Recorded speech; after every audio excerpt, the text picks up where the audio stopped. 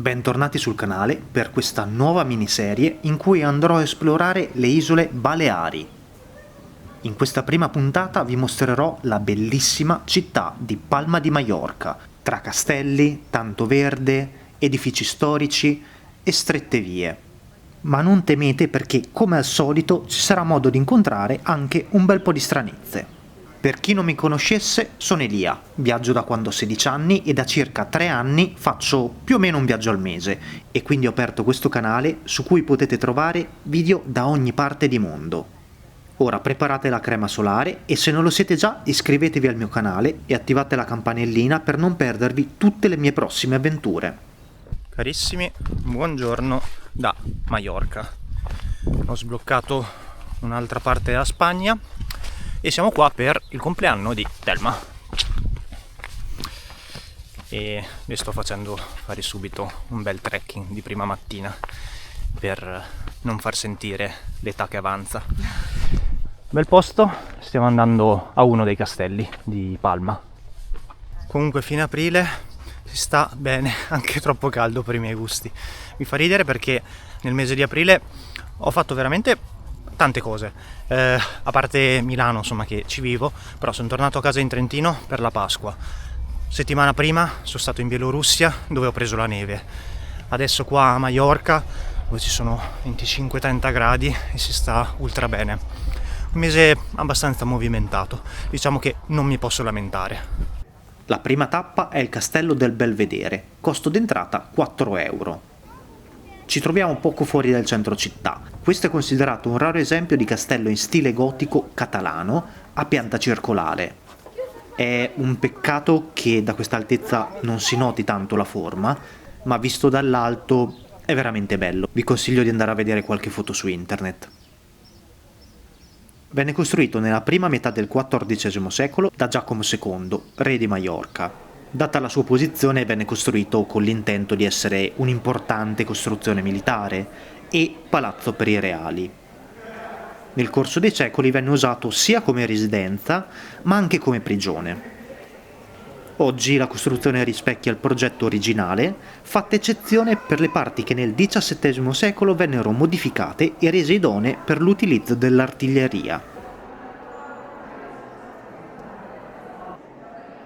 Come spesso accade, il piano terra era riservato alla servitù, mentre il piano superiore ai nobili. In questo modo, in caso di attacco a sorpresa, la servitù sarebbe stata la prima a soccombere e a lanciare l'allarme.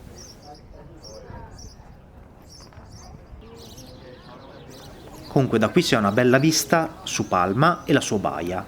Molto bello che ci sia così tanto verde e anche le montagne che fanno da cornice.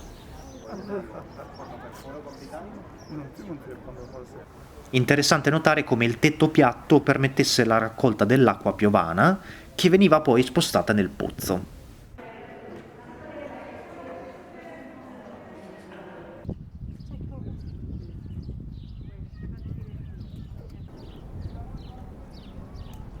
Abbiamo finito di vedere il castello, molto bello, veramente molto bello. Adesso ci stiamo facendo un'altra camminata, una strada non bellissima, però stiamo raggiungendo la Fondazione Miró, che visse qui dal, se non sbaglio, 1956 fino alla sua morte nel 1983. Deve essere molto importante insieme a quella di Barcellona e prima magari ci fermiamo a mangiare qualcosina perché sono quasi le 2. Biglietto d'ingresso gratuito visto che noi siamo stati di sabato pomeriggio, altrimenti sarebbe costato 10 euro. La collezione presenta specialmente le opere donate da Miró e dalla moglie, provenienti da 4 laboratori che possedeva qui a Maiorca.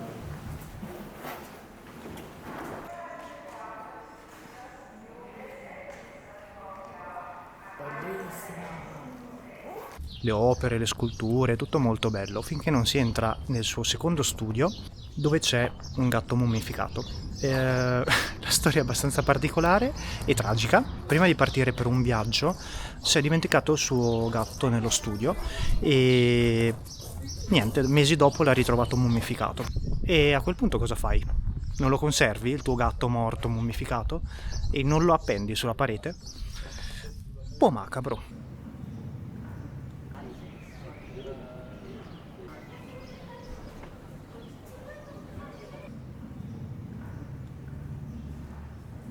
Dopo la visita alla fondazione, che non è vicinissima al centro, prendiamo l'autobus per tornare a Palma.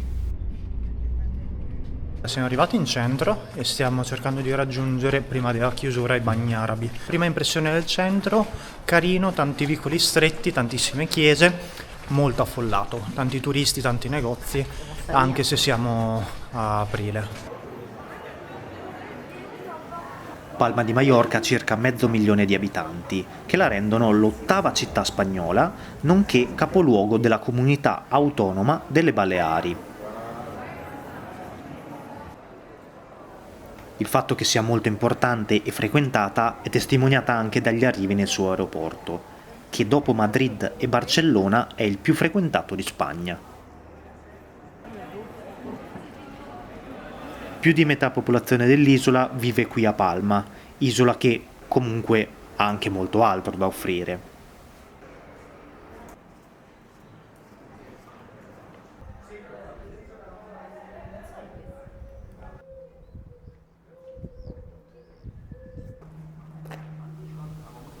I bagni arabi hanno un costo di 3,50 € e sono una delle pochissime testimonianze, anzi l'unica testimonianza del passato arabo della città. La maggior parte degli storici li collocano intorno al X secolo.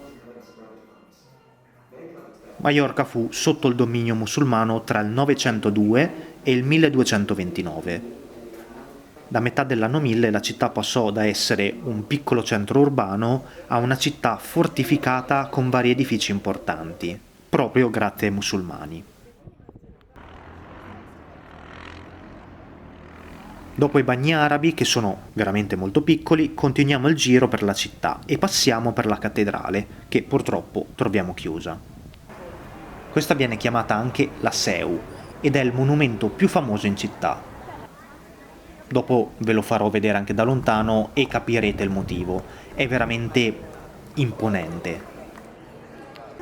Venne costruita tra il XIII secolo e il 1630 in stile gotico, ma con il corso dei secoli è stata incorporata con altri stili.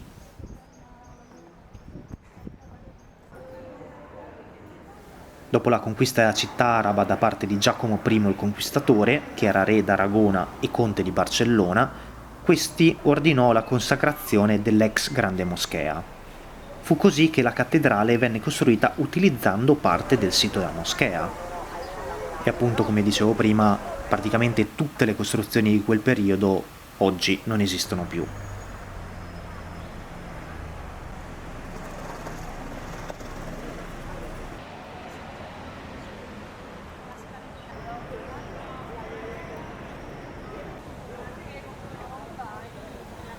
In città non mancano scritte contro il turismo di massa. Anche qui, come in altre città spagnole, il numero di turisti è veramente alto. Pensate che si stimano siano più di 10 milioni all'anno. E per un'isola che non ha neanche 1 milione di abitanti, insomma, capirete anche voi che sono troppi. Questo ovviamente porta a un innalzamento dei prezzi e a varie complicazioni per i locali, prima su tutte la questione appartamenti.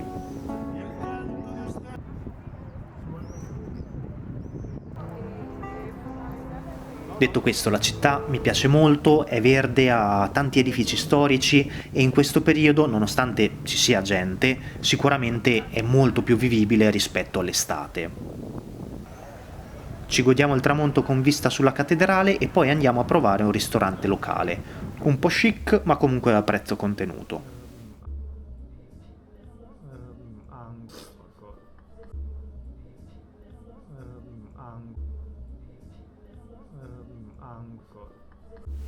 Poi ultimi 2 passi della giornata e poi verso il nostro costosissimo alloggio.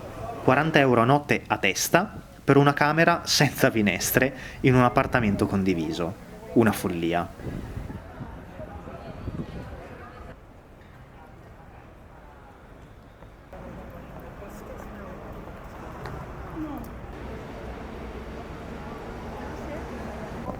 La mattina dopo abbiamo un paio d'ore prima di spostarci verso la prossima destinazione, quindi ci facciamo ancora un giro in centro, che è uno dei quartieri gotici meglio conservati della Spagna.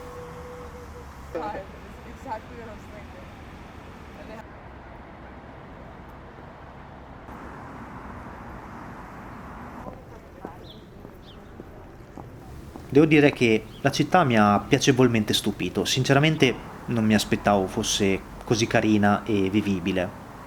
Poi il fatto che abbia avuto un passato fenicio, romano, arabo e cristiano si fa sentire, secondo me, anche al di là dell'architettura.